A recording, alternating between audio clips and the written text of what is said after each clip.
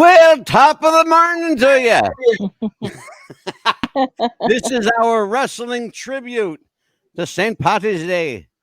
And I am Angelo Odisipio. Oh, man. Welcome to Wrestling with the Future, everybody. Tonight, I'm joined by my co host, as I am each and every week, Amelia Crackerjacker. Amelia Crackerjacker Chapman. How you doing? Good. How are you? I'm feeling I'm getting some of Scott Casey's leftover right now. That's what I was gonna say. Did he kind of forward you I'll some? tell everybody in a minute. And we are also joined by a longtime friend of the show. He is a walking encyclopedia, this man, Nikita Breznikov. He is the Great. author of When It Was Real. You see it up Oh. on your screen and behind me, When Mhm. It Was Real. I should Thank tell people, Nikita, first of all, Nikita, thank you for joining us on literally the 11th hour's notice. Yes. Thank you Um, so much. My should pleasure. tell people that we had scheduled and we're advertising Scott Teal, a noted wrestling author. Scott Teal was supposed to be with us, but Scott, and then we give him kudos, had a commitment to his church group. That Mhm. comes first before the show. And we applaud Scott for putting God first, and that's the way it should be. And so, joining us tonight is Nikita Breznikov to talk about Nikki, some of the greatest Irish wrestlers of all time. Sounds like a good plan. Yes. And there's been a few of them. There's been a few of them. What do you know about the history of Irish wrestlers, in particularly the Northeast of the country? Well, I'm going to throw the biggest name out to both of you. McMahon. How about that one? Well, there you go. Yeah. And he wrestled. He counts, Vince. Mhm. He Got it. does. You don't get any more Mhm. Irish than Then yep. First of all, a vast difference between McMahon generations. Yeah. Mhm. Certainly, Vince McMahon Sr., affectionately referred to as the old man, Mhm. and he was a great guy. But and then there's, of course, Vince Jr., who took Mhm. what his father created and pretty much decimated it, Mhm. and in the process created $1 billion empire. Now, I don't know if that's good or bad. You know, they say, what Mhm. profit a man to gain the world and lose your soul? But I'll tell you what, I really think that Vince did as much damage to the wrestling business as he did good. But he certainly is probably the most famous Irishman in wrestling. Let's just be honest about it. Nikita's right. Mhm. Amen. You know, Absolutely. McMahon. But Mr. I'll tell you, Mr. McMahon. Yes. we have to pay tribute on this special day to some of the best Irish wrestlers of all time. You know, when you think of Irish wrestlers, of course, you know the first thing that comes to my mind is a mutual friend of Nikki and I, our friend Davey O'Hannon, Yes, sir. Mhm. and of course, you know, I broke in good, okay, because my first match was Davey O'Hannon and Irish Pat Barrett. So you Mhm. don't get any more Irish than that. No. Madison Square Garden, Nikki, 1974. Beautiful. Irish Pat Barrett and Irish Davey O'Hannon. Now, see, this is a So, good segue because, and you and I have talked about this on my page. I do not dislike Irish Pat Barrett. I never said I dislike him. I did right. not like the team of Dominic DeNucci and Irish Pat Barrett after Victor Rivera left. It was like, you're going to give us this guy, Irish Pat Barrett, after Victor Rivera? It ain't flying, man. Forget No, it. man. Mhm. Especially in an area, and Nikki, we have to be upfront about it. The Northeast is a very territorial area. Sure. Puerto Ricans, Mhm. Italians, Greeks, uh, you know, it's the UN. Yes. You know, and Mhm. no shortage of Irishmen for sure. But by that point, you and I both agree that Pat Barrett was well beyond his years at that point wrestling. He started his career in 1958, 59, and we're talking about, he's still wrestling mid 70s, late 70s. Right. So I think he overstayed his welcome just a bit. In fact, Nikki, there's going to be a couple of pictures you'll see tonight. I'm sure you'll have something to say about it. So without any further ado, let's just get right into our little slideshow. We got a lot to talk about tonight, okay? All right. Nikita, take a look at this. I was thinking of Velvet. You better believe it. That's perfect. Yes. She Velvet is. McIntyre. She's a sweetheart and a great worker. Yes, she Now, this is. guy, I've got nothing on him. I have no idea.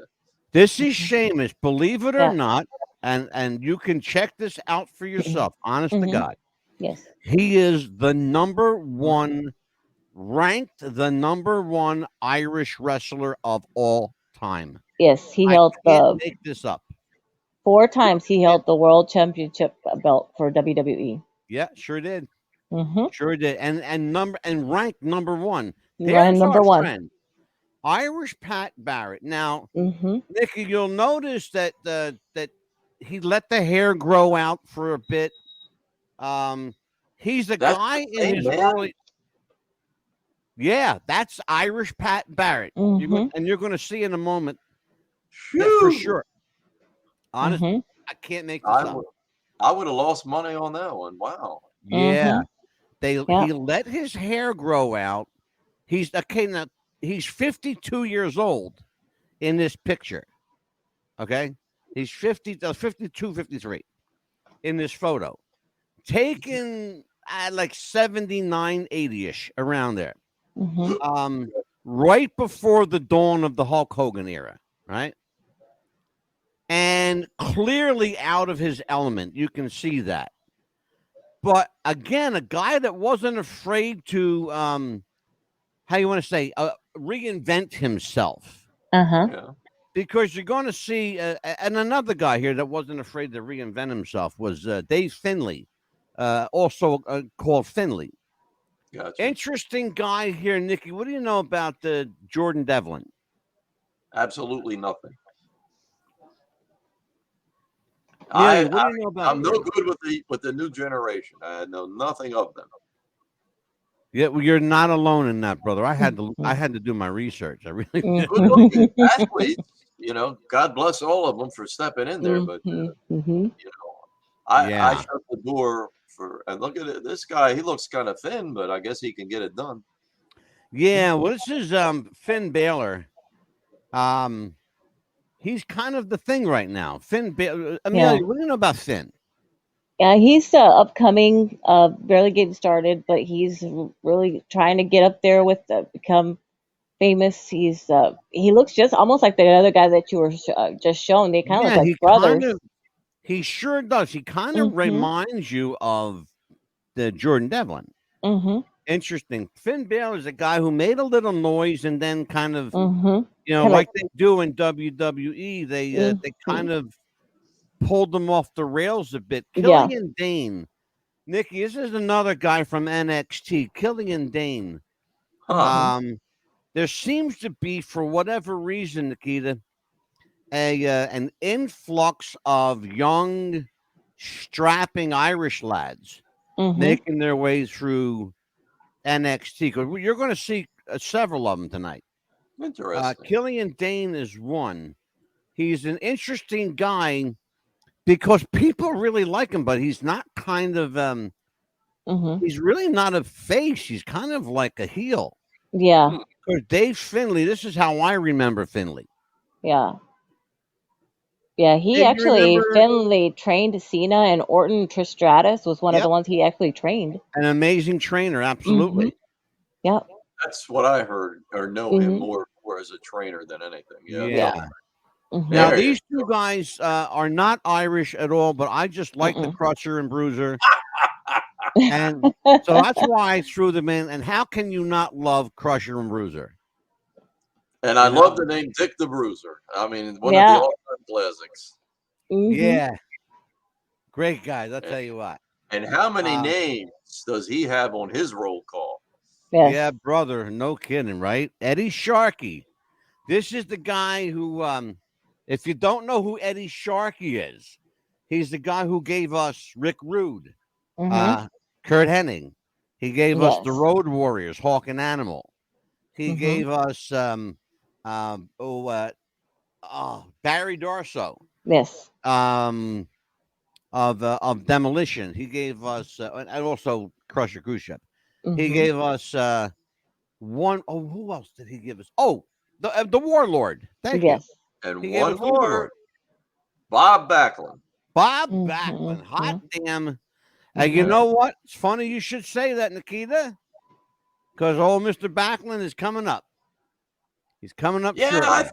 I thought he was Irish. I wasn't positive. Mhm. Yeah, Because and he always marched in the parade. Well, Becky Lynch, I mean, I've seen her because she's, good looking, Mhm. but I don't know much about her. this Dano guy, There he O'Mahony, is. that's the name. yeah, Dano O'Mahony. This is the Mhm. gentleman I told you about. Now look at the builds back then. And this guy Yeah, can break those Yeah. kids in half, I'm sure. yeah. And it's funny because this is the only known photo of him. Yeah. It's the only known photo of Dano O'Mahony um, in wrestling attire.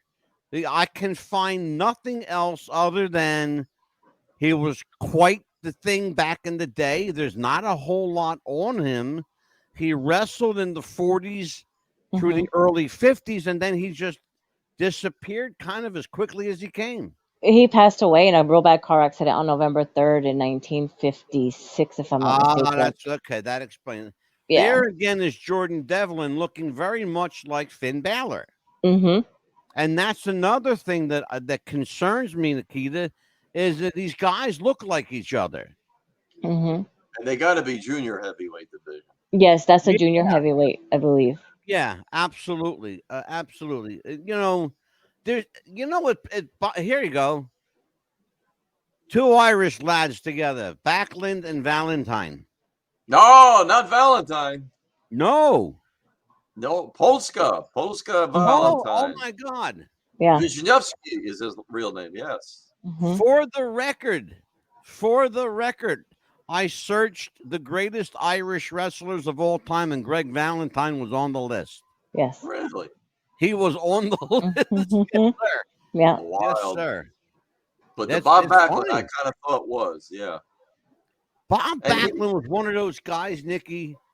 You and I have seen him probably oof, 5 or 6 dozen times in person, probably at least. yes. And Bob always looked like his body never matched his head. He just had this muscular body, but looked like a doofus. But man, he could work. Now, I Bob know he could used to really march work. in the St. Patrick's Day parades in Boston for many a year, too, after he was out of the business. Yeah. Rebecca Quinn, of course, Becky Lynch. Mhm. She is truly Irish. One Take of the my bulldog favorite. out. Yep, one of my favorite people in the Mhm. world. A true Irishman, Richard Dick the Bulldog Brower. And He's thank you one of for my that picture, because that's when he was Bulldog Brower. yes, and of course we remember Bulldog was one of the first unorthodox. Here you go. Here's the one. Yeah. One of the first unorthodox wrestlers that kind of threw caution to the wind. This guy, he just didn't care. Nope. Just He just. the But then 79 run, again, the yeah, 79 run was painful to watch. I wish they had. yeah. There you go. Okay, And Nikita again, now I can Irish, see. Yeah, I remember Irish. this Pat Barrett. Now I could see how he would transform, like maybe 4 or 5 years or more into the future. But I get it now. Okay. Yeah, he was pulling the hair out. He was doing the whole trying to remember. And it was really sad to watch too. Kind of like it was with Spiros Arion. As when he was getting older, it was painful to watch him get older because he didn't want to let go. It seemed like, and of course, then we're back to the beginning with with Velvet. But interestingly enough, Nikki, you had these. I'm going to put Nikki over here. you had these people we've come to know. A lot of them, I had no idea that some of them were an Irish. Quite frankly, it's interesting though. Even in the kayfabe generation, when you put in Irish wrestlers and a guy like Valentine pops up, who's Polish, Absolutely Polish, Yeah. and yes. I had no idea he was Polish. Now here's a couple of other names. Blackjack Mulligan was supposed to be Irish. He's got the name, even though Mm, Wyndham was his birth name, but because he had yeah, a pub, I believe, up in New Jersey. Because I did some research on it because I'm thinking, Mulligan, would he have carried that? It's possible that he was. Kevin Sullivan certainly was, Hmm. yeah, but now what I know about Kevin Sullivan is only his WWF run, which it wasn't much, and then whatever yeah, he did in Florida, I don't have any idea. I never saw Florida. yeah, yeah. Well, I know that Kevin had some talks with Vince McMahon. I know that he never actually wrestled for Vince Jr. He did wrestle for Vince Sr. Mm-hmm. pre 76. WWF days, Right, 76. Worldwide Wrestling Federation. He wrestled some matches at the Philadelphia Arena. Of course, certainly Madison Square Garden, Boston Garden for sure, that we know. And I believe before the Baltimore Civic Center, he may have actually wrestled at the Cap Center in Maryland. Yes, yes. And so that's what I know about Kevin.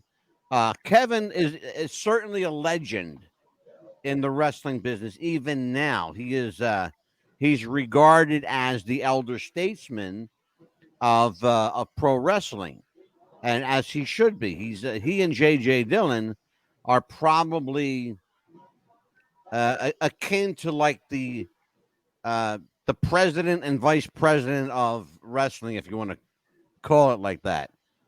They certainly are, between the two of them, a treasure trove of information and knowledge for certain. JJ alone is I could just sit back, Nikki, and listen to JJ Dillon just talk about his career, you know. But what do you know about the plight of Irish wrestlers, Nikki? Not much, other than, it was another gimmick on the menu, which was fine. I mean, it's not to Right. knock anybody, but I mean, when you say Irish Davey O'Hannon, and Yeah. he was the Texas Brass Knuckles champion, I don't think they developed him well enough, only because there wasn't room and time. They were Right. overloaded with a lot of talent at that time, and it was kind of like, nah, and maybe he didn't have a sponsor. You needed a Yeah. sponsor, this. Okay, behind the Hmm. Oh doors, God. you had Yeah. a Sure. sponsor to really push and get you up there. But people now, what do you know about Pat McGinnis? Because he was a real tough son of a bitch, inside and out. Yeah. And Hmm. that's Yeah. what stopped him in his tracks. I understand he had a big mouth and was ready to go at it with everybody and anybody. And that was like, I'll tell you what I know. Actually, um, Ron Fuller, the Tennessee stud, Ron Fuller was here on the show. In fact, just about a year ago, around this time, talked about a guy. Might have been McGinnis. It might have been Pat McGinnis that he spoke of. That was, correct me if I'm wrong, and I don't think I am though. Didn't Pat McGinnis go from town to town challenging the local tough guys? I believe that's true. Yes. Because if that's the case, then Ron Fuller, Tennessee stud Ron Fuller, told that story of his grandfather working with Pat McGinnis in different towns in the Midwest. They would earn a living like that. Uh, for lack of a better word, how do I want to say, extracting the local tough guy, bringing him out, so to speak, Mhm. um, and then working in tandem, I believe, is what they used Hmm. to do. Uh, it's no secret in wrestling, folks, and Hmm. that wrestling came from the carnival, so it should be no secret that there were shills involved at some point. So back in the day, just to give away a little wrestling history here, shills were often used to extract the tough guy, and then the shooter would come in behind him, beat the guy up, take their money, and go to the next town. That's what Pat McGinnis used to do. Makes sense. Yes. Yeah. So that's what I know about Pat. Now, I'm going to throw another name. Yes, I'm sir. not sure that he's Irish, but Dave McGinty, the Bear Man. I'm not sure, but it sounds like he could be. And we all know the Bear Man. Yeah, brother, you got me on that one. That's Mm-hmm. that's beyond me. I thought I knew a lot. God rest Wow. his soul, but he was instrumental in the Valiant Brothers becoming the Valiant Brothers because he passed the information on to Bobby Heenan, who got the information to Dick the Bruiser, and then they had a tryout. Jimmy was already established as Jimmy Valiant. So Yes. Johnny's running around as John Sullivan. So Yes. September the 7th, 1973 in Pittsburgh, Bruno and Dick the Bruiser, they're going to have a tag match. So they said, all right, bring these guys in. Let's put them together. Let's see what they look like. And because I got and when it was real, I've got the clip from that night. And it was John L. Sullivan and Jimmy Valiant. And when Dick the Bruiser saw them in action, he's like, you're coming with me to Chicago next week. And that was it. They went to WGN. They were on television, and whoosh, they took off. I'm smiling, Nick, because as you're telling that story, I'm recalling that story. It's actually in Jimmy's book. It's actually in Jimmy Valiant's book called Woo Mercy Daddy, the Jimmy Valiant story. I know this because I'm in Jimmy's book also, page 564. Very good. Yeah. Jimmy put me in this book. I was so proud. It's interesting. He told that story, and again, it's perhaps serendipitous that the Crusher and Bruiser were in our video presentation tonight. Because Jimmy has said on the show many times, and he said in many interviews, were it not for Dick the Bruiser and to some extent the Crusher, there might not have been a Jimmy Valiant. You may not know who he is now. Exactly. Chicago was hot. It was a hotbed. Actually, when Fred Kohler was running Chicago, he was part of the NWA, and he broke away with Vince and Toots Month, and then they went and formed the WWF in 1992. Yeah. They got, I don't know what the heat was all about, but, I know what it was. The Fez. They didn't want Fez when it had everything to do with Sam Mushnick wanted the National Wrestling Alliance to be recognized as the singular championship in the world. And he wanted to make sure that his money was on Lou Thesz. He cultivated Lou Thesz as a champion. He had been around a long time. By that point, and we're talking 1962, Lou Thesz was up in years then. Yeah, exactly. When I met Lou Thesz and we had lunch together, he was in his 80s. He was, I don't know, 81, 82. I believe he was anyway. I actually have the photos. And if you give me a second, I'll actually get them. But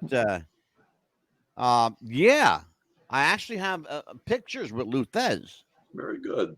Yeah, and see, the story I heard was that they didn't think he would be marketable, kind of like Vince with Bob Backlund. It's like, all right, we're going to be doing this entertainment thing. Do you want to do something? And Backlund's like, no, I'm Bob Backlund. I'm a wrestler. I don't do any of this other stuff. So it's like, okay, see ya. Here's your ticket. You're gone. Yeah. And I think that's what happened with Thesz. So they gave it to Buddy Rogers as their first champion. And then, I don't know, here's where you can catch all kind of hell over it. Did Buddy Rogers have a heart attack? Did Bruno put him in the backbreaker? I don't know. But only a couple people know what really happened. We weren't. Well, I'm going to break kayfabe for you. I know what happened. Buddy faked a heart attack. He did not have a heart attack. Bruno had validated and verified that Buddy wrestled every night up until that night, and even the night before the Garden Show. He wrestled all that week. They would, and Nikita, the New York State Athletic Commission, even in fact more so then, because they actually considered it a sport then. That the commission would never have allowed Buddy Rogers to step foot in that ring in the Garden. Agreed. They would never have let him in. They wouldn't have let him in the building. And if you listen to Buddy Rogers' story, which is fucking ludicrous, pardon my first F-bomb of the night, sorry, folks, is that they said, he said that they brought him into the Garden on a stretcher. Oh my God. Well, that's absolutely ludicrous. They would have never did that, especially in New York. They had an athletic commission. You understand what we're talking about? An athletic commission. Oh, yeah. Okay? And they weren't on the take, and they didn't like people that were on the take. No, and they were not smart back then, because Nikolai told me a lot of the times the referees weren't even smart. They didn't know what the hell was going on. They weren't smart. And Bruno validated that fact as well, that the referees were licensed, certified New York State Athletic Commission personnel. Yes. That many of them didn't even know the rules of wrestling. They just knew count the pin, count the corner. That's it. Count the 5, count the 3. And that, they pin or they kick out. And you had some tough son of a bitches like Danny Bartfield. You can pick up a lot of his comments with the ring mics. I mean, he didn't take any shit. He wanted you to break. He wanted you break. That's it. You're out. Yeah. And it was like, I like that. It gives the legitimacy to the whole thing, and it's perfect. Oh yeah, absolutely, absolutely. So that's why I call it true fiction, because it's like, it had to be organized and controlled. Otherwise, you'd have a new champion every couple of days. Yeah, right. Right. I know, right? But they're still in there. They're still competing. They're still very physical, and just played out beautifully. Yeah. Well, or they get hurt. One of the two. You see behind me, most people watching this right now can see behind me Nikita's book cover, When It Was Real. Again, we were supposed to have Scott Teal tonight, and what you're looking at is a hodgepodge of Scott Teal's books. Yes. Among them, When It Was Real, mostly written by Nikita Breznikov, and even Scott Teal says that. Yes, and the reason it says with, I can elaborate. We collaborated for about 2 years on the project. Yeah. And because Scott said, Nikita, with your vernacular, it's written like police reports. This will never work. Let me take the clay and manipulate it.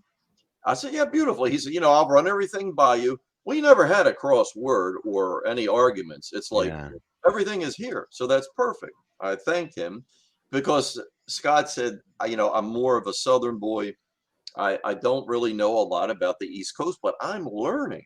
So he actually edited the book for free. We had an editor do the official editing for the vernacular of it all, Jason Priestley. But Scott was like, I'm really enjoying this. But he enlightened me on some things, like Ken Patera in 1978, when I believed he was injured. It's like, oh no, Nikita, he was in Charlotte that night. He got mad and said, screw you. He wanted to have the belt. He was another one. Superstar didn't want to give it to Backlund, and Patera felt like he should have got it. It's like, guys, it doesn't work like that. Patera, you had a run. You're at the end of the run. Oh, Superstar hated Bob. Hated him. For all the guys that get up there and scream, if they would have turned him face, he could have gone on. It's like, wait a minute. We're talking about the guy that stole the belt from the most beloved champion in history from Bruno. You can't just have us accept this guy now after Bruno chasing him for a year. It's like, exactly. I fervently believe even today, even to this day, how many years later, Nikita, right? That Yes. if they had allowed, if you know, the problem was, and I guess it's a problem to us fans, but it wasn't a problem to Vince McMahon Sr. because they said if the man gave you his word, he was a man of his word. If he shook hands, Hmm. you know, it was like concrete. It wasn't going to broke. Okay. No. No. Here's the thing, though. He promised Bob Backlund he'd be champion. You're right. He gave him a date, and he gave him a start date and an end date, and he stuck to it. And by Yeah. God, he did. Yes. But the Mhm. problem is, had he forgot about that and listened to us fans at the time, I believe, and I really honestly believe it in my heart and soul, that next to Bruno, Superstar would have been the most beloved champion in history. With He was Bruno and then Superstar right under him. Because Bruno, he was untouchable. right. You knew he was a face through and through. But what if, and it's a big what if we could talk about if you want to, but what if Superstar, who was the most dreaded heel at that point, what if he turned face and avenged Bruno's enemies? And what if they joined together to tag? That could have been amazing. That could have been historical. He was Yeah. cool as a heel. You know, it's like a guy you hate him for what he is, but he's too cool to really go all the way and hate Yeah, I because he's know. fun to watch. And then one night in Baltimore, yeah, you can throw a T-shirt. Okay, that's fine. He took a $75 leather cap and threw it to the crowd, and it's like, wow. And Yeah. a guy named David Lopatin, who used to write for the wrestling for the programs Norman Keitzer would put out for the arenas. Yes. He did the local version, and he said, yeah, I talked to the guy that got the cap, and it's like, this is a legitimate leather cap that Superstar threw out. And it's like, Yeah. Mhm. wow, that's crazy. Mhm. But he did it, you know. Yeah, $75 for a cap was a lot of money Yeah. back then. Yes, And it when was. we walked to the ring with the guys, because you were able to get close, the Superstar would give you that flex, and you could feel his arm, and it's like, he's cool. Yeah. You know, that's it. He's just Yeah, cool. he was Mhm. he was this guy was, and I'm sorry, Amelia, No, but you're fine. I'm Superstar was learning a lot from you guys. Thank Superstar you. Graham was twisted steel and sex appeal long before Gino Hernandez. Sorry, baby, but he was. No, but I'm Absolutely. learning a lot from you guys too because it's like when you were talking about you could get near the Man. wrestlers and stuff like that. Because I remember going up to the Ultimate Warrior one time, and I remember I had turned 18, and they had come to Odessa, Texas, and we're excited because finally we got wrestling here, and it was gonna be televised. And I remember going to the brick wall, and you could just jump down. Me and my friend Misty, and they were like, "Oh my gosh, there's Ultimate Warrior. How are you?" And there's the police like, "Stay away, girls, stay away, girls." And he's like, "No, it's fine, it's fine. You can come down." He goes, "By the way, how old are you?" We're like 18. You got ID? I was like, "Yeah, why?" You want to make sure we're 18. And he goes, "Yeah, by the You way, we got have this." ID. He asked you for Yeah, yes, ID. he did. The Ultimate Warrior did, yes. And he Oh goes, my God, he's Nikita, like, could you imagine just to that? make sure, and he says, "We're staying at the so and so hotel. You guys can come over later." And I'm like, "Aren't you married?" He goes, "Does it matter?" I was like, "No, Oh I my guess not." God. And Oh jeez. yes, and we were like, "Guess we'll see you later." Then he goes, "Yeah, but we never showed up." But it was like, "Oh Amelia my god!" telling tales out of school. Oh my God. But can you believe Holy that? crap. Yeah, yeah. Can we Wow. believe it, Ange? I don't know, man. But we looked at each other like, okay. So we left. But I mean, can you believe that? I was like, "You got ID?" It's like, why would you ask that? Fascinating. Fascinating. Hmm. Nikita, something like that would never happen today. It No, would never happen. nothing like that No, it today. wouldn't today, that's for sure. It's Mm-mm. definitely, you know, you got good and bad, and today everybody is watched. Yes. You know, they try to stay on best behavior. Where years ago, it's like, well, you traveled on your own, right? The company Yeah. wasn't paying for your transportation, so you did No. whatever you wanted in between. Yeah, not even for your meals or hotels, nothing. You I'm pay going to for throw all of that on your own. two more names out. Go Rick ahead. McGraw. Mhm. Now, Oh Rick, God, yeah. you Mhm. know, this guy, unfortunately, I think if he was 2 or 3 inches taller, he would have been a superstar. He was just too Mhm. damn short. Yeah, quick draw, Rick McGraw. Yes, I remember that name. That story is a Mhm. young guy from South Carolina. Yep. Mhm. Um, Jack to the gills. Jack Yes. to the gills. What a Um, powerhouse. Whoa, yeah, big thing.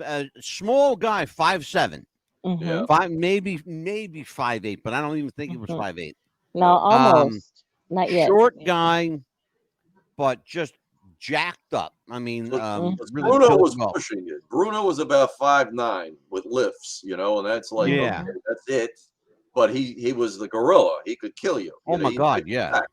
But McGraw was pretty solid, without a doubt. yeah. But I think he was too pumped, whereas Mhm. Bruno had the look of, oh my God, if this guy's mad at me, Bruno was a brute.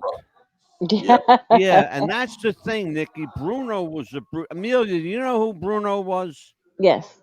Okay. Mhm. And of course, you know who Rick McGraw was. Yes. Bruno was.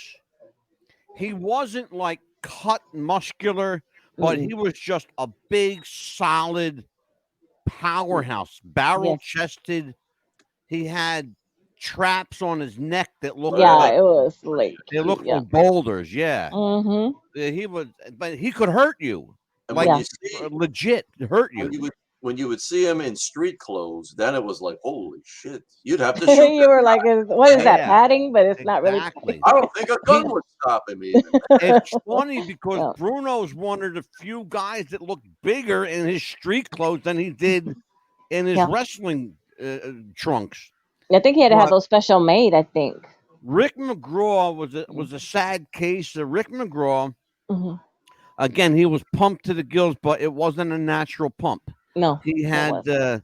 he was a steroid Yes. advocate. He took them, a lot of them apparently.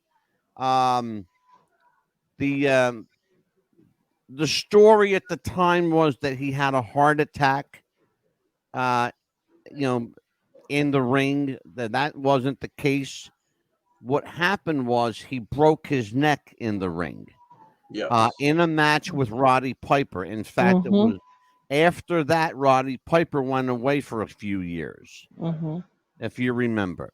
Hmm. He went away for almost 3 years and didn't return for about 3 years, Mhm. because he couldn't deal with the fact that for all intents and purposes, he killed his guy. Is basically what happened. Um, that segue from Rick McGaw to Roddy Piper was intentional, because we are going to have Roddy's daughter, Ariel, on the show in about Yay. 2 weeks. Beautiful. Ariel Toombs will be with us here, thanks to Greg Gilbert, the Python from Python's Paradise. Thank you, Greg. I love you more than pizza. And we will have Mr. Piper's daughter here, and we'll talk to her a little bit. And but Roddy had a real hard time dealing with that. He blamed himself for Rick McGraw's passing, Mhm. and I don't know if you ever heard that before, Nikki, but that's a shoot. No, no, I Yeah, didn't that. know. I know Yeah. McGraw had a broken neck, but I didn't know the circumstances. Well, the problem was he broke his neck at a live event, and he was in recuperation for it, and then he was away for a long time. He came back to wrestle against doctor's advice, AMA, against medical advice. Mhm. And his first match back was with Roddy Piper, as fate would have it. And that re broke his neck. I was going to say re injured, but no, it didn't injure his neck. It broke it. His Mhm. neck was broke in that ring. Mm. When they carried that man out of the ring that night on TV, he was gone. He was already gone. Um, and so yeah, sad case, yes, absolutely. But a lesson to be learned, yes. If you can't wrestle, don't. Please, please don't. If you're injured, if you're hurt, don't work. Your health is far more important, far too important. The body is so unforgiving. It's like Yes. you may Yes, be it is. okay in your 20s and 30s, but Mhm. 40, you start to know at No. 50, forget it. It's a train wreck. 60s, you're in agony. It's like, it's Yeah. never going to leave you. You're taking this body to the grave with you, so you better take good Mhm. care of it. Oh, Yeah, definitely. absolutely. Now, I got Definitely. one more Absolutely. name to see Yes, if sir. you know anything about this guy, Ange. He went by Irish Terry Gunn. Definitely I know jobber that all the name. way. Yes, sir. That 19- I know that name. 1981. And he wore a lot of Irish gimmick, even as a jobber, which was kind Yeah. of like, this is over the top, and he ain't going anywhere. But he was on TV in the arenas quite a bit for. I remember Irish Terry Dunn, and I'll tell you the match that I remember the most because he got the shit beat out of him. Irish Terry Dunn versus Big Bobby Duncombe. Woo! And Hmm. Bobby Duncombe decimated him, crushed him like a beer can. He just decimated this poor guy. An enhancement guy, yes. A good enhancement guy, absolutely. And for his time, a kind of a colorful character for an enhancement guy. Back when they were called, you used the word jobber. There are people who will get mad at you now for saying jobber. Those Yeah, guys took it as a badge of honor, man. yes. Wow. It was a badge of honor to be called a jobber. A jobber was literally one who did a job. And for those of you who don't know, let's get a little history and wrestling semantics here. Jabberoni is an Italian word, means one who does a job. From that, jabberoni became jabroni. That's where we get jabroni. How do we know? Jabroni is a jobber. Why? Because jobber comes from the derivative. I'll get it. Hold on. From the derivative of jabroni. Anyway, I have digressed now. And let me make something very clear. Yes, sir. Ooh, hold on, let me cut that Yep. off because Take that call. that was my original, Lord. Very clear. Everybody did it. Chief put over Waldo Von Erich in 1975 in Yeah. 39 seconds. It was the Yeah. job. He was going to go do it because the chief. I was dear friends with him, Amelia, at the last 10 years of his life. So he said, I I said, well, look, Walter, if we're going to do it, let's do it right. You Uh-huh. just jump me from behind. I'll still have all my gear on. I'll go over the top, and that's it. And then Bruno came out, helped Uh-huh. carry Chief back to the dressing room. Guess who Bruno wrestled the next month? Waldo Von Erich. Von Erich, yes. Everybody Wow. did a job for somebody. You had to. Absolutely. Wow. Absolutely. I remember seeing Chief first time I ever got up close enough to pat him on the back. My hand stuck to his back because he was a sweaty mess. It was at the Cherry Hill Arena. It mentioned, Wow. by the way, probably the only place you'll hear the Cherry Hill Arena mentioned is in Nikita Breznikov's book, When It Was Real, because nobody else knows where the Cherry Hill Arena was. But it was a hockey venue. It was the home of the New Jersey Devils at that time farm club hockey team. Now the New Jersey Devils are a legit NHL team, Yeah. with all the bells and whistles. Mhm. But that place was great for wrestling. It was perfect for wrestling. And it was That's either probably promoted or co-promoted by Gorilla Monsoon because that was his backyard too. well, it's funny because it was Gorilla did work that. And remember, Buddy Wagner, Oh yeah. Charles Buddy Wagner Mhm. it's funny, and I had this conversation with Gary Capetta. Buddy Wagner was out front taking the tickets, Wow. right? Yeah. And it was interesting the psychology of wrestling, how it works. You got to see this guy out front taking the ticket money. You saw him on TV. And then when the show started, you saw him in the middle of the ring with the microphone. So you already had a relationship with him. Okay, people didn't understand it. That's what wrestling is. It's a symbiotic relationship between the participants and the fans. Oh yeah. We could get close to the Chief and Gorilla and Yes. Bruno. Mm-hmm. You can't get near these guys now. Not You'll anymore. be You can't. No. arrested. They'll throw Well, you in jail for stalking somebody or they're Mm-hmm. trying to attack someone. It's craziness. and it was taken so seriously. When Oh you my say God, yeah. relationship, there were stabbings like Blackjack Mulligan up in Boston, Mm-hmm. May Yeah. 15th, Yes. 1971. But they came, Amelia, not, it just wasn't spurred a moment. The guy that Mm-hmm. stabbed him had dipped the knife in pig fat before he came to the arena. What? So when Are they you stabbed him, kidding? he He's developed a horrible infection. he's telling you the truth. Oh He's Yeah. my telling you the truth. gosh. And had Gorilla Monsoon not acted quickly and wrapped his leg with a towel, he might have bled to death. Oh Yeah. my But he did god. develop a bad infection because of the pig Yeah. fat.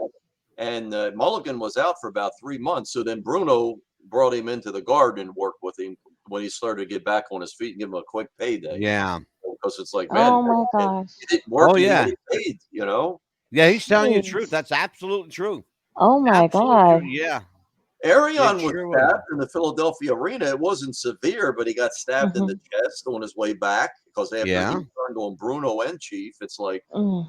we were crazy. We were into Well, it. We loved and hated at the same Mm-hmm. time. Jimmy Valiant was on the show talking about how people, Jeez. when he came out of the Philadelphia arena, how Mm-hmm. people were throwing bricks at his car. Jeez. Oh, Now yeah. remember something: the parking for the boys was in the back of the arena. Yes, right. The With the public parked up front and on the side, but the mm-hmm. boys came in the back, right? The So dressing you rooms had were to know right. where they were coming in at. Mm-hmm. And a lot of the fans, especially the smarter fans at the time, they would like get there early and like hang out by the fence because the parking lot in the back of the arena was fenced in. They didn't have anything blocking the fence, or it was just a No, regular fence? no. No, it was you could Wow. scale it. You remember something? You're in the city, Philly. Mm-hmm. That was Those, half the fun to get there early and watch Mm-hmm. them come in. Mm-hmm. yeah, And Nikki because knows what I'm I'm talking talking as a about. fan now, this is what we did. Because I'll tell you what, I'm positive I met The Rock when he was a little kid. Because Mm-hmm. in Baltimore, you had to push the bell and it would ring inside and then they would lift the door. It would come up. So Rocky Mm-hmm. Johnson pulls up and he's got a little kid with him. It had to be his son. So it's Yeah. like, I don't know who else he'd be traveling with. So I probably met The Rock when he was a little kid. So I'm Mm-hmm. hold on, Rock. I'll push the button. Of course, they called his father Rock at that time, Rocky Johnson. So I pushed the bell. Amelia, Mm-hmm. keep Nikita occupied for a minute. Folks, I'm going to excuse myself for just a second. I'm going to come back with some pictures.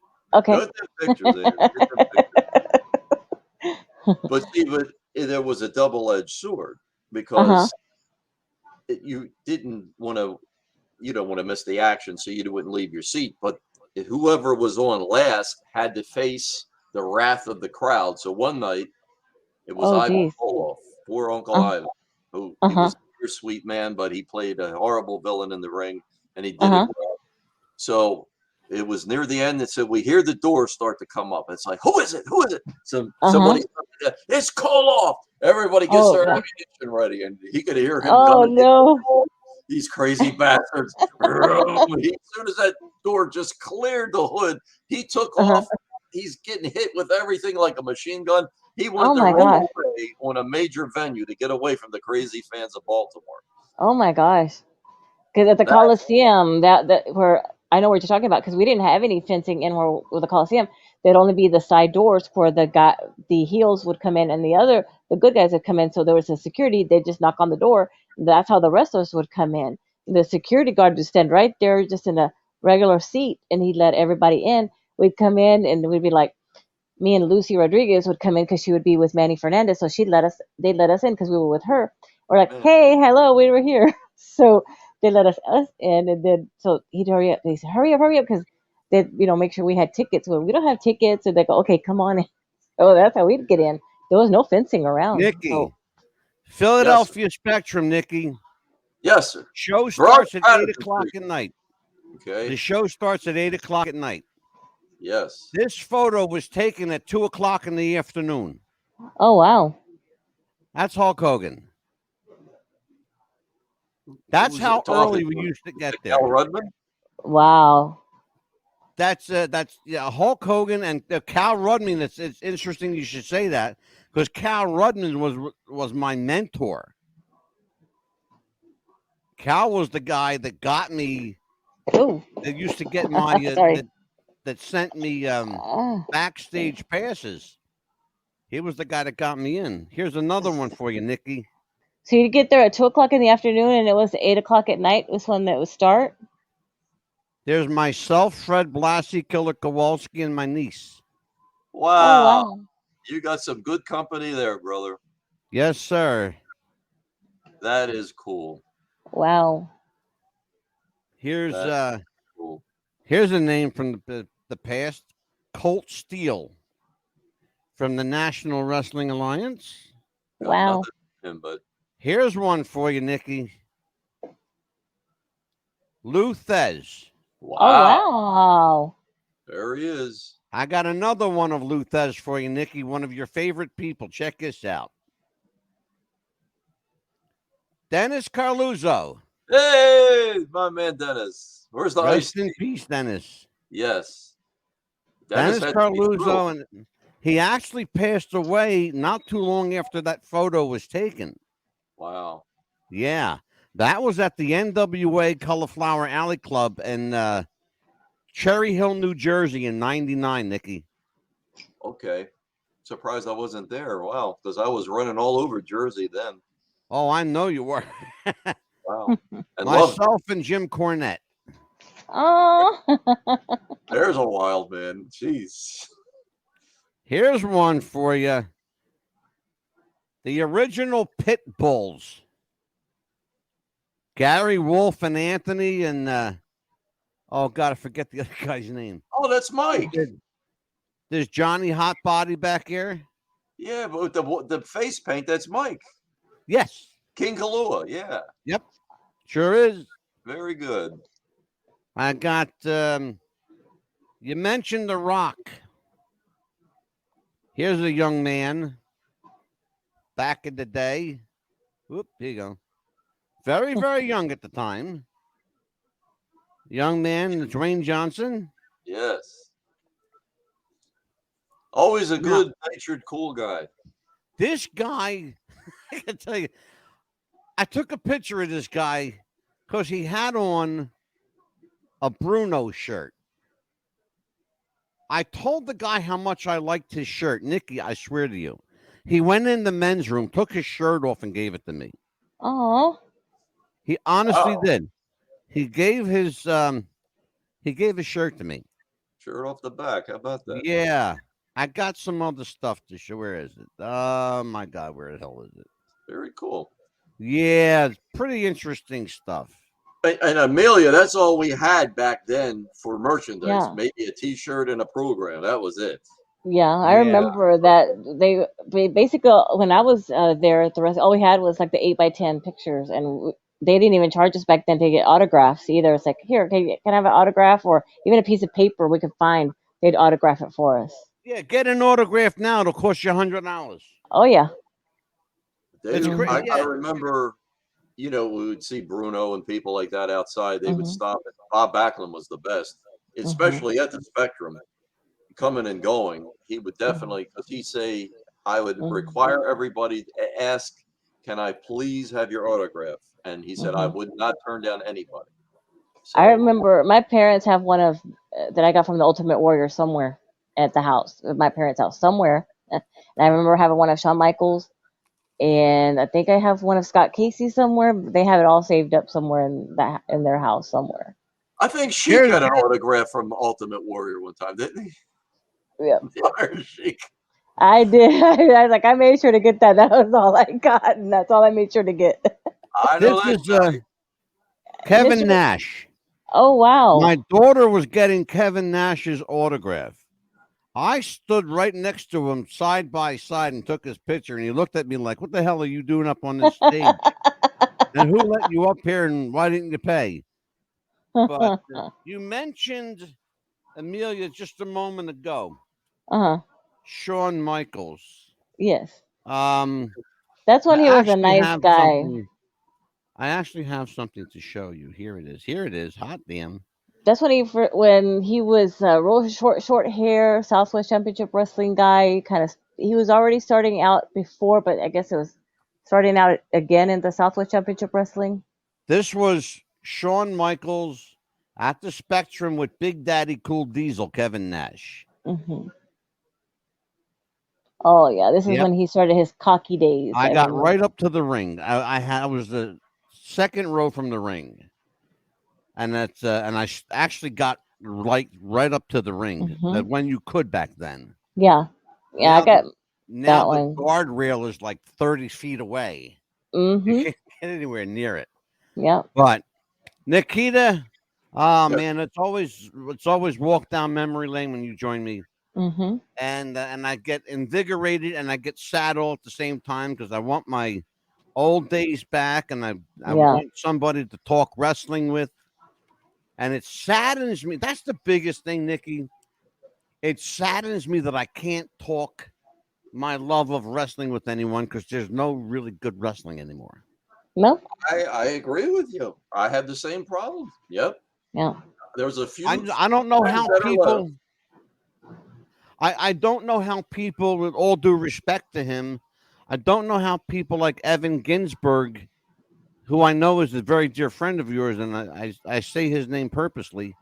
I don't know how Evan keeps his enthusiasm for the business. I really don't. He finds joy in some of the most, I think, mundane things, but he's a tried and true wrestling fan. I tell you why, because I've been with Evan. He loves music, art, because we did a couple of shows in the East Village over the years, non Mhm. wrestling, just Right. different things, you know. Oh, And you're going to sure. find art, you're going to find it in the East Village, believe me. It's as wild as it can be. They talk about pop art. This is poop art. This is crazy stuff, man. But Yeah. it's neat. You know, it was a cool experience. So Evan can pull out the artistic in just about anything. You know, Hmm. Yeah. he is on top of what's happening today. Yeah. But me, no, no thanks. Not interested. Yeah. I mean, I'm into. I'm probably this. The interesting thing, the strange thing, actually, is that I'm probably more like Evan than he even realizes. Because I love artsy fartsy stuff. I really do. I love the avant garde. I love the nouveau riche. Um, I love the East Village. I haven't been there in years, literally. Greenwich Village, Soho. Hmm. I haven't been to the villages in forever. But Evan used to be on WBAI out of New York City with a guy named Fred Geobold.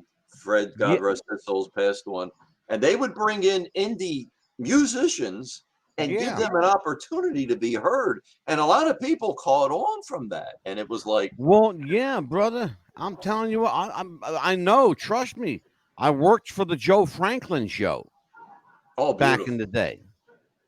You know, I was an associate producer for the Joe Franklin show way back when. As an apprentice associate producer. I was still learning the television business back then. But this was And 1 in the morning, but it didn't matter. Like they say, the city never sleeps. So we would go do the show live. We'd yeah, all be crammed into the studio, doing our stuff. And then we yeah. go to Chinatown and have good to eat, have a nice, And there beautiful, was there was Chinese food to be ate till 4 o'clock in the morning, man. even Wow. on And, St. Patrick's Day. yeah. I miss my corned Ah, beef and man, I tell cabbage you this what. year. I love it when Nikita Breznikov comes to visit. We had a Hmm. wrestling salute to St. Patty's Day. Hmm. My Irish friends. Oh, yeah. So, Amelia, what's Yes. coming up for wrestling with the future? What we got going on? Let's see. We got coming up. Let's see. I have that written down because you told me to. No, just kidding. Yes, He's not that bossy. a bossy. You're a shit. You know that. No, we got Gary O'Hannon coming up, and Yes, then we've next got week. Python Greg Gilbert coming up. Yep, absolutely. Yes. Yes, next week Nikita will be here with Davey Johann, and we're going to go back Mm-hmm. to old school. And I Mm-hmm. get to reminisce once again with my buddies. Boy, that's Yes. going to be a beaut too. And I get to learn some more. And what's that? Well, I get to learn some more. Yes, absolutely. From three old farts. with Davey for sure, because that guy, I mean, he is the heart and soul of what these arenas, if they could talk, Mm-hmm. Davey's got the message. Amen, brother. I'll tell you Yes. what. I love me some Davey Johann. He's a Mm-hmm. great guy. He Yes. really, really is. He's a hell of a guy. And Amelia, you'll get to meet him for the first time next week. Davey is a great, Absolutely. great, great guy. I'm going to speak to him probably Tuesday to Mm-hmm. remind him about Thursday. Because if you don't, Davey's a great, but he forgets. Yeah, we're He's a gonna little forgetful. hopefully we Well, get look to at schedule me. Johnny I'm, Ray I'm an soon. hour behind. Luckily, I was here. It's like, oh, crap. And I'm that an surprised hour me. I later. said, Nikki's always on time. I said, Hmm. Nikita's always on time. Yeah. Yeah. Crazy. Hopefully we'll get to schedule Johnny Ray again soon, and then we'll have Mark Sotkin coming up soon. Mark Sotkin will be here Mm-hmm. April the 5th. Mark Sotkin was the producer and writer of Mm-hmm. The Golden Girls. He was a writer on Laverne and Shirley, Mm-hmm. um, among many television shows and film. Mm-hmm. His credits are, he's actually coming back for the third time Mm-hmm. on our show. He's been here twice before and always a really interesting guest and Mm-hmm. always filled with stories. And I'm going to try and get him to tell some Betty White stories. We just lost Betty White, Yeah. and I'm going to try and get Mark to talk a little bit about Betty and what kind And of person she was you to work you with. yourself will be interviewed very soon about the show. I will be interviewed by it's Nikita. You might be interested in this. I think, in fact, after we're off the air, don't go anywhere. I'm talking about something. Okay. Slasher Scotty will be interviewing me on April 15th for his podcast. He is a horror film director and producer. He has a film company, and I should know this, and I don't have it in front of me. Damn it! But I will get it for you. Um, Slasher Scotty. Check him out on. His name is Scott McCoy. Check him out on Facebook. Slasher Scotty's Films, and I will be his guest on April 15th on his podcast. Thank you again to Greg Gilbert for setting that one up, and thank you, Greg, for hooking me up with Ariel Toombs, Roddy Piper's daughter. She Mm-hmm. will be on the show in a couple of weeks. Fascinating young lady. I can't wait to sit down and talk to her. Nikki, do you have something to promote? Anything you want to tell people about? Any new films coming out? Not yet. I'm good right now, but when the time is right, I'll let everybody know. Fabulous. Amelia, anything to promote? Your Just social media? Tell everybody. just you can reach me at Amelia Valerio Chapman on Facebook or aachap70 at gmail.com, or All here with right. you on Tuesday and Thursday nights. You will absolutely be with me every Tuesday and Thursday. We have a new show called What's the Buzz?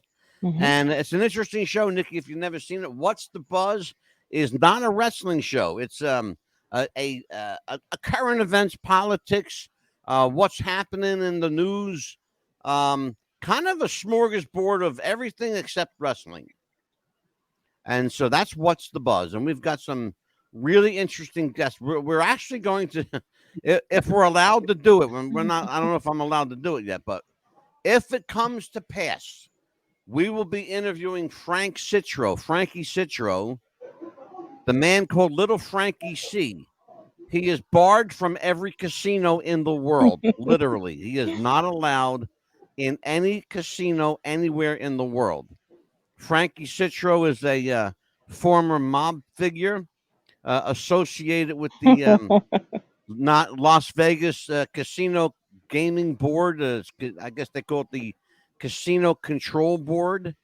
And he has been banned for life from every casino in Nevada. And when you And walk in Uh-oh. the door, they know you're walking in the door. every camera is on you. So That's Frankie. Yes, absolutely. Uh, That's Frankie. I'd be interested in that show for political things, and because with the 27 years I did with Baltimore police, I was on the Yeah. inside. Yeah, of Amelia never knew that politics. about you. Amelia, Mhm. Nikita was a Baltimore City police officer and detective. Oh, awesome. You're I a almost retired detective now, Nikki. Or you still working Yeah, a detective? I'm retired. I don't do any of that anymore. I almost studied. I almost went to school to study forensics. Isn't that funny? Yeah, she was going to go to school for law enforcement and forensics. Hmm. Yeah. Well, we could I have a nice almost. talk about politics. Yeah. DRI, it's all the same bullshit.